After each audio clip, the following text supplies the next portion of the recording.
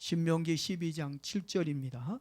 거기 곧 너희의 하나님 여호와 앞에서 먹고 너희의 하나님 여호와께서 너희의 손으로 수고한 일에 복 주심으로 말미암아 너희와 너희의 가족이 즐거워할지니라. 아멘. 오늘은 저와 여러분들의 가정이 천국이 되었으면 하는 간절한 마음으로 말씀을 전하려고 합니다. 뭐가 되기를 원해요? 여러분의 가정이 정말 천국 되기 원하십니까? 정말 그런 마음으로 하나님의 말씀을 들었으면 좋겠습니다. 가족 없이 하늘에서 뚝 떨어지거나 혼자 이 세상에 태어난 사람들은 아무도 없을 것입니다. 그런데 지금 한국 사회는 심각한 가정의 위기를 겪고 있습니다. 3, 40년 전 80년도에는요 20대 중반이나 20대 말이 되면 대부분이 결혼을 해서 가정을 가졌습니다.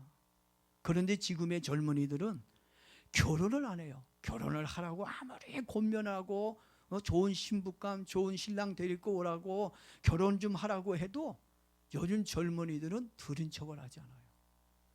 혼자 사는 사람들이 점점 늘어나고 있습니다. 혹 결혼을 한다 할지라도 40을 넘겨요. 40 넘어서 가정을 가지는 사람들이 많아졌습니다. 또 결혼하면 또 뭐합니까? 서로의 성격이 맞지 않아 얼마 살지 못하고 헤어지는 가정이 유수에서 절반이 넘는다는 거예요. 50% 이상이 헤어진다는 얘기입니다. 그래서 그런지 이혼은 선택이 아니라 필수라는 우픈 유행어도 생겨났습니다. 우리 주변에는 깨진 가정도 많이 있지만 이혼하지 않고 사랑 없이 가식적으로 사는 쇼윈도 가정도 많이 있다는 것입니다. 그들에게 왜 이렇게 사느냐고 물어보면 자녀 때문에 할 수 없이 산다고 말씀하시는 분들이 많아요. 의외로 이런 가정들이 엄청나게 많다는 것입니다. 왜 우리들의 가정이 이렇게까지 되었을까요? 여러 가지 이유, 많은 이유들이 있을 겁니다.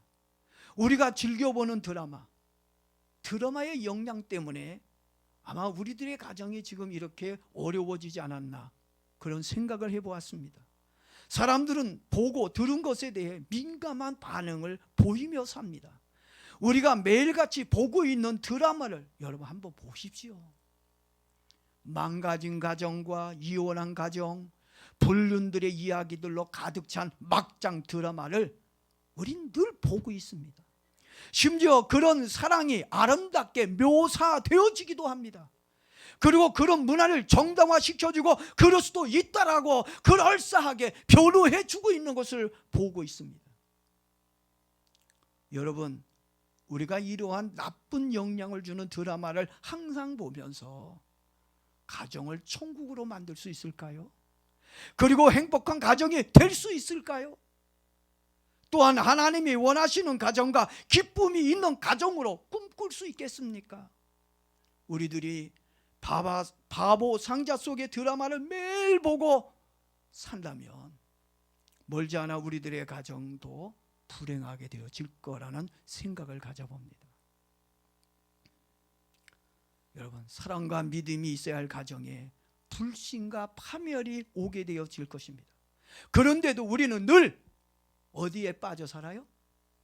드라마에 빠져 살고 있습니다. 나쁘다고 욕을 하면서도 저 드라마 아이고 나빠 그렇게 얘기하면서도 열심히 그 드라마를 보고 있는 사람이 저와 여러분들입니다. 그러니 드라마에 속아 살고 있는 것입니다. 그렇지만 우리 기독교인들은 드라마를 통해 가정 천국을 파괴하려고 하는 이 사단의 음모에 속으면 안 됩니다. 우리가 드라마를 보면서 시간과 영적 에너지를 낭비하고 사단의 영향을 받기보다는 내 가정의 천국과 행복을 지키기 위해 하나님의 말씀을 늘 묵상하며 기도하는 시간을 가져야 될 것입니다. 지금부터라도 기쁨과 천국이 넘치는 가정을 만들기 위해 드라마를 묵상하기보다는 하나님을 묵상하는 저와 여러분 되어지기를 바랍니다. 여러분들의 가정은 천국이 되어 웃음꽃이 피게 될 것입니다. 여러분, 드라마를 따라 살지 마십시오. 하나님의 말씀을 따라 살기로 결심한다면 틀림없이 여러분의 가정은 에덴 동산, 천국의 동산이 될 거라고 저는 확신합니다. 또한 하나님께서 설계하시고 세우신 축복의 가정으로 회복하게 되어질 것입니다. 지금 우리나라는요, 악한 차별금지법 때문에 큰 문제가 일어나고 있습니다. 지금 많은 그 악한 사람들이 지금 이 국회의원들이 법을 만드는데, 이제 차별금지법, 아주 듣기에는 그럴싸하지요. 소수의 약한 사람들을 변호하고 그들을 지켜주기 위한 법으로 만든 것처럼 하지만, 실질적으로 이 차별금지법이 소수의 사람들을 지켜주는 법이 아니에요. 어떻게 보면 다수의 사람들을 불행하게 만드는 법입니다. 그런데 이 법을 만들어서 가정과 사회를 파괴시키려고 하는 악한 자들이 있습니다. 그런데 그들이 국회의원이라는 이름을 가지고 이 악한 법을 만들고 있다는 얘기입니다. 차별금지법이 만들어지게 되면 가정은 파괴되어지는 거예요. 여러분의 가정은 에덴 동산, 기쁨의 동산, 천국이 아니라 지옥과 같은 동산으로 만들어질 것입니다. 가정뿐만 아니라 사회의 기초가 다 망가지게 되고 사회적인 큰 문제가 되고 말 것입니다. 이 악한 법이 통과되지 못하도록 교회와 가정이 막아야 합니다. 그래서 우리는 선거도 정말 잘해야 됩니다. 정말 양심 있는 사람, 나라를 걱정하고 국민들을 생각하는 사람을 뽑아야 된다고 하는 것입니다. 왜 차별금지법을 반대해야 합니까? 차별금지법이 좋은 법이라고 하면 우리 찬성해야죠. 지지해야 되지요. 그런데 이 법이 너무너무 나쁘기 때문에 우리가 이 법을, 차별금지법을 반대한다는 것입니다. 어디서 많이 반대하죠? 이 법을? 어디서 많이 반대해요? 불교에서 많이 반대합니까? 천주교에서 많이 반대합니까? 아니면 원불교에서 반대합니까? 어느 종교에서 반대합니까? 교회에서, 기독교만이 유일하게 이 차별금지법이 잘못됐다고 반대하고 있다는 것입니다. 이 차별금지법은요, 너무 어렵게 생각하지 마세요. 쉽게 한번 제가 말해 보겠습니다. 차별금지법이 통과가 되면 앞으로 여러분은 남자 며느리를 봐야 되고요, 여자 사위를 맞이해야 됩니다. 그래서 우리는 남자 며느리, 여자 사위를 반대하기 위해서 차별금지법을 반대하는 것입니다. 여러분, 남자 며느리, 여자 사위 생각만 해도 끔찍합니다. 우리 아들이 둘이 있는데 딸도 하나 있고, 우리 두 아들이 아빠 나 이제 결혼하려고 그래요. 사귀는 사람이 있어요. 그리고서 아빠는 이번에 결혼할 건데 소개시켜 드릴게요. 그래서 사람을 데리고 왔어요. 근데 누구를 데리고 왔어요? 남자니까 누구를 데리고 와야 돼요? 여자를 데리고 와야 되잖아요. 근데 여자를 데리고 오지 않고 남자를 데리고 왔어요. 그래서 엄마 아빠 나와 결혼할 사람이에요. 내 아내 될 사람이에요. 여러분, 기가 안 막힙니까? 여러분들은 내 새끼 아니니까 기가 안 막힌지 괜찮은, 전 아주 기가 막혀요.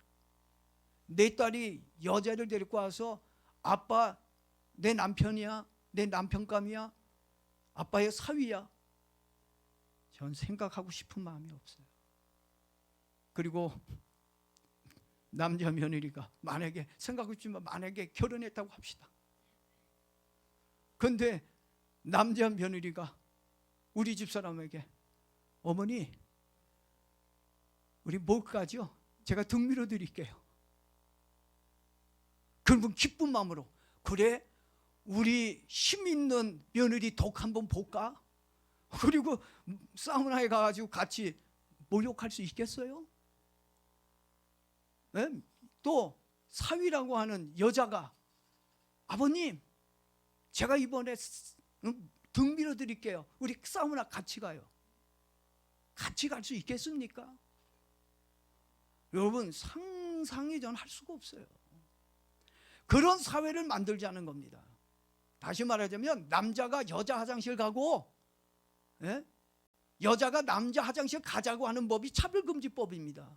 미국에서 실제로 미국의 그 남자가 여자라고 부르고 여자 화장실 가다 가지고 성폭력하고 몰카하고 사진 촬영하고, 실제로 캐나다에서 남자가 난 여자라고 해가지고서 여자로 등록해가지고 그 복싱 대회 나가가지고 챔피언을 먹었는데, 그 남자와 시합했던, 아니 그 여자와 헷갈리네, 시합했던 그 여자 선수는 죽었어요. 얼마나 불합리한 법입니까? 이게 정상의 법이 아니라는 얘기입니다. 전혀 우리 자녀가 이렇게 남자 며느리 여자 사위를 데리고 오면 너 혼자 살아, 그냥 혼자 사는 게 100번 낫겠다, 그냥 혼자 살라고 얘기하고 싶어요. 그것뿐만이 아닙니다. 여러분 자녀들 공부해라, 공부해라. 공부합니까? 이놈의 새끼 왜 공부 안 해? 때리기도 하잖아요. 그리고 운동해라, 운동해라. 말 진짜 안 듣습니다. 이거 해라, 저거 해라. 여러분 앞으로 못 시킵니다. 이 법이 통과되면 여러분 자녀들을 여러분 마음대로 이렇게, 뭐 어떤 우리 중등부 애들은 엄마가 통금지 뭐 오후 4시에 집에 들어와라, 5시 들어와도 말 못해. 처리하고 들어와도 말할 수가 없어. 막 야단치면 자녀가 기분 나쁘다고, 엄마 나 더럽게 기분 나빠, 나 마음 상처받았어. 그래서 인권위에다가 우리 엄마 아빠를 신고해버리면 벌금이 나올 수도 있고 아니면 구속이 될 수도 있어요. 이런 악한 법입니다. 뭐 내 가정, 내 자녀만 그런 게 아니에요. 사회생활도 인간관계도 어렵게 됩니다. 나 저 사람에게 날 차별했어요, 나 무시했어요. 그래서 나 마음에 상처를 받았어요. 그리고 인권위에다가 신고하면 벌금도 나오고 형사처벌을 받을 수 있는 거예요. 그런 나쁜 법이기 때문에 우린 반대하자는 얘기입니다. 하나님이 만드신 가정은 한 남자와 한 여자가 서로를 존경하고 깊이 사랑하는 가정으로 만들어 주셨습니다. 그 가운데 건강한 자녀들이 태어나서 믿음, 소망, 사랑으로 자라 행복이 넘치는 천국의 가정으로 만들어 주어야 합니다. 그래서 그들이 앞으로 또 다시 새로운 가정을 만들고 사회를 만들어서 건강하게 끌고 갈 수 있는 그런 축복된 사람들이 될 수 있도록 우리는 만들어줘야 된다는 것입니다. 지금 우리는 우리의 천국 가정을 허무는 악한 마귀가 있다는 걸 알아야 돼요. 그래서 우리 천국 가정을 무너뜨리는 이 악한 사단을 예수 그리스도의 이름으로 결박하며 살기를 바랍니다. 아가서 2장 15절 말씀을 보니까 우리를 위하여 포도원을 허는 작은 여호를 잡아라. 누구를 잡으라 그랬어요? 작은 여호. 이 작은 여호가 이제 단밑을 들락날락거리면서 뭘 허물어뜨린다고요? 애써 만든 이 포도를 가수원을 망가뜨리고 있기 때문에 그 여호를 잡으라는 얘기입니다. 우리 가정, 천국의 가정을 허물어뜨리는 이 악한 법을 우리는 잡아야 됩니다. 왜냐하면 우리의 포도원에 꽃이 피었기 때문이라고 말씀하고 있기 때문입니다. 우리들의 천국인 행복한 가정을 망가뜨리는 드라마와 악한 법을 따라가기보다는 하나님의 법을 따라가는 저와 여러분 모두가 되길 축복합니다. 마지막으로 부부는 그리스도 예수 안에서 서로 존중하고 사랑하며 이해하고 배려하는 마음으로 서로를 섬겨야 됩니다. 아내만이 남편을 섬기고 그것이 아니에요. 서로 섬기는 마음, 그리고 순종하는 모습이 있어야 가정 천국을 만들 수 있다는 것입니다. 가정에서 따뜻한 말로 어루만져주고 아픈 상처가 낫기 위해 기도해 줄 때 여러분의 가정은 천국이 될 줄로 믿습니다. 천국의 가정은 그냥 되는 게 아니에요. 그리스도 안에서 하나님이 주신 은혜 아래 믿음 안에 있을 때 그 가정이 천국 될 줄로 믿습니다. 여러분, 가정 천국을 만들기 위해 여러분들이 성경 한 구절만 제가 읽고 말씀을 마치도록 그렇게 하겠습니다. 베드로전서 3장 7절을 한번 찾아보십시오. 베드로전서 3장 7절 한번 같이 읽고 마치도록 그렇게 하겠습니다. 정말 여러분의 가정이 천국이 되기를 원한다면 오늘 주신 말씀 하나님 앞에서 즐거워하는, 하나님이 주시는 것으로 먹고 마시는 것, 그런 은혜가 여러분에게 꼭 있기를 바랍니다. 자, 베드로 3장 7절입니다. 같이 읽어봅니다. 남편들아, 이와 같이 지식을 따라 너희 아내와 동거하고 그를 더 연약한 그릇이요 또 생명의 은혜를 함께 이어받을 자로 하라. 귀히 여기라. 이는 너희의 기도가 막히지 아니하게 하려 함이라. 아멘. 행복이 넘치는 천국의 가정이 다 되길 주의 이름으로 축복합니다.